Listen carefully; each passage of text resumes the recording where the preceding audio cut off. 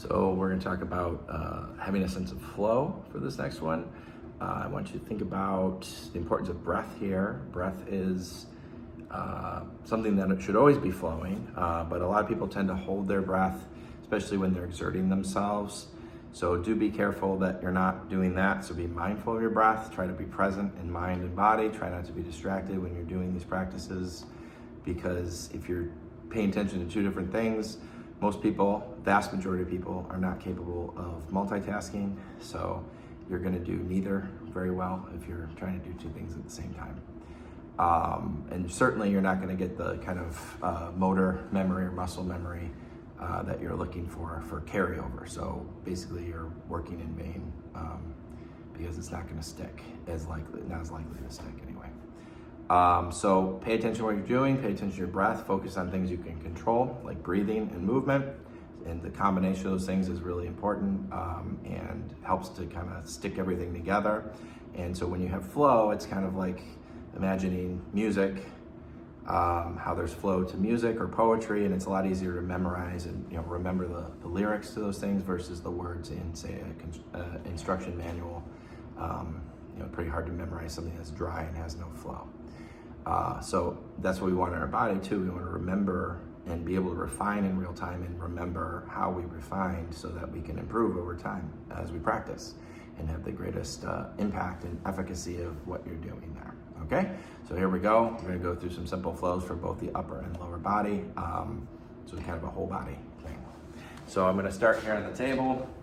Some things you may find familiar, but again, the focus here is on flow of coordination and with repetition, so your brain will get the idea and then memorize it and be able to replicate it later when you need it. So I'm just kind of flowing back into my hips, up and forward here, thinking about those headlights and taillights, down to the taillights, up to the headlights, always keeping those hips back relative to the chest, up and forward. I can use my arms to guide through my whole body back into my hips and my legs to guide up through my chest via the hips. But don't, swing up forward here and don't push yourself back off the table through your chest and back through the hips like you're sitting down, up through the chest. So you're standing up, okay? And so that's up and down that way. You can add a little shift and twist here if you want, side to side. You're going to like a rotation. So this is that fifth wheel, like the bra line area, but I'm also flowing through my body, kind of sitting into that, locking out the hips, twisting, turning, repetition, at least 5 reps per, just to get a good sense of the flow of it, and so your brain can take note of that.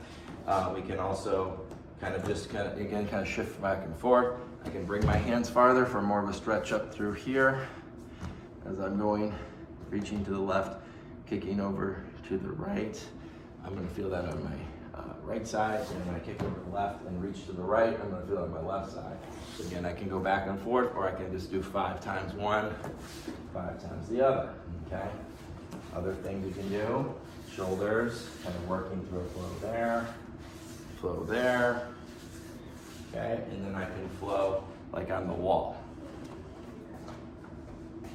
So I'm up here, same thing, kind of flow 5 times or so, right? This, so here, right? I can reach with it, reach here, right? Cognizant of my whole body, flow, and then finally kind of bend down through here or across, but really try to feel it through your whole body. Good.